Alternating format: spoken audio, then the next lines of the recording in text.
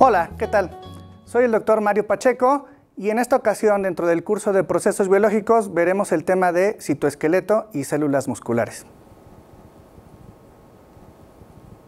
¿Te has preguntado alguna vez cómo se mueven las células? ¿Cómo se mueven los distintos organelos dentro de las células? ¿O cómo se mueven los cromosomas durante la división mitótica? O más aún, ¿cómo se contraen los músculos cuando mueves tu cuerpo? Esto es lo que trataremos de explicar en esta ocasión. La respuesta a todas estas preguntas se debe a que en las células tenemos unas proteínas especiales que se llaman proteínas motoras. Vamos a ver sus características. ¿Qué son estas proteínas motoras? Las proteínas motoras son son proteínas que son capaces de unirse a los microfilamentos o microtúbulos del citoesqueleto. Una vez que se unen a estos filamentos, utilizan la energía que se deriva de la hidrólisis del ATP para poder cambiar su forma. A través de ciclos distintos, diversos ciclos de hidrólisis de ATP y estar cambiando su forma, estas moléculas motoras van, por así decirlo, caminando a lo largo de los diferentes filamentos del citoesqueleto. Existen diferentes tipos de proteínas motoras, según el tipo de filamento al que se unen el citoesqueleto, que principalmente pueden ser actina o microtúbulos, también según la dirección en la que se mueven a lo largo del filamento y según el tipo de carga que llevan estas proteínas motoras. Bien, las proteínas motoras tienen diferentes funciones. Por ejemplo, mover organelos membranosos dentro de la célula. Pueden mover vesículas del aparato de Golgi, las mitocondrias, vesículas secretoras, etc. Es decir, van a colocar en sitios específicos estos organelos. También pueden mover los diferentes cilios que pueden tener diferentes células.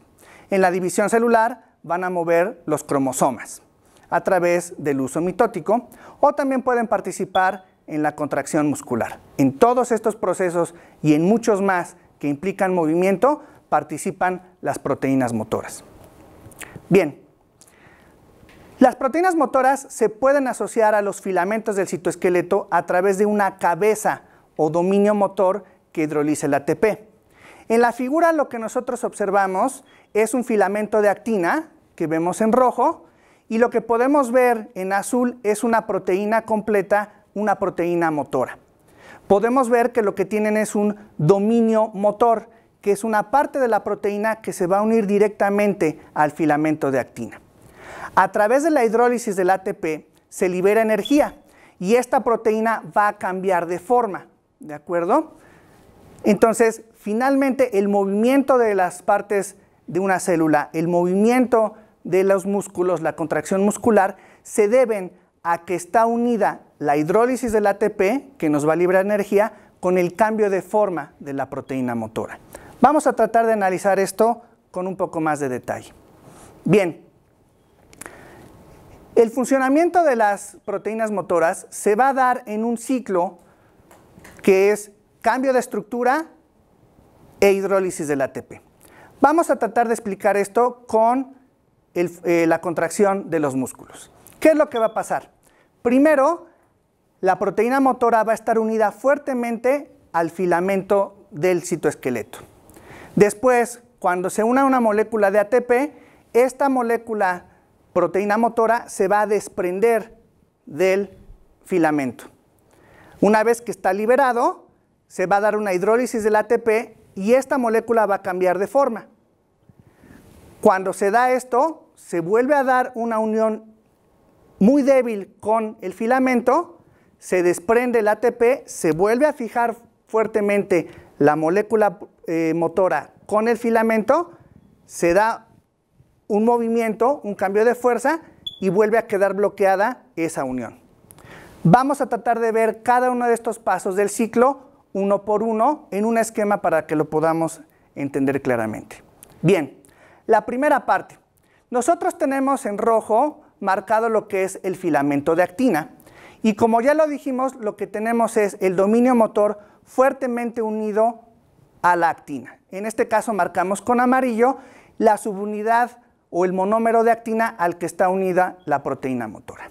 Bien, a esta posición le llamamos posición rigor o con configuración rigor. Cuando una persona muere, por ejemplo, o cualquier animal muere, todos los músculos quedan endurecidos, quedan fijados en esta estructura. Se necesita ATP para que la proteína motora se pueda desprender del filamento de actina. Si no hay ATP, esta posición queda bloqueada y por eso los cadáveres quedan totalmente tiesos. Bien, a continuación, ¿qué es lo que va a pasar? Si se une una molécula de ATP al dominio motor, lo que va a pasar es que la proteína motora con su dominio motor se separan, dejan de estar unidos del filamento de actina. ¿De acuerdo? A continuación, lo que va a pasar es que se va a dar una hidrólisis del ATP. El ATP se va a romper en ADP, adenosín difosfato, y un fosfato inorgánico. Cuando sucede esto, en la hidrólisis, va a cambiar de forma. Podemos notar que esa proteína motora cambió de forma, de tal manera que el dominio motor ahora está en una posición diferente del filamento de actina. Tanto el ADP como el fosfato inorgánico que se dieron en la hidrólisis del ATP se mantienen unidos al dominio motor. A continuación, lo que va a pasar es que después de que se da la hidrólisis del ATP, el dominio motor se vuelve a unir al filamento de actina, pero te podrás dar cuenta que ahora se unió en otro monómero de actina, es decir, recorrió su posición. Cuando se une el dominio motor de nuevo al filamento de actina, se libera un fosfato inorgánico, que es lo que marcamos aquí con una flecha. El fosfato inorgánico se está liberando. A continuación, ¿qué es lo que va a pasar? Se va a liberar, se va a unir. Al principio era una unión débil, ahora va a ser una unión fuerte.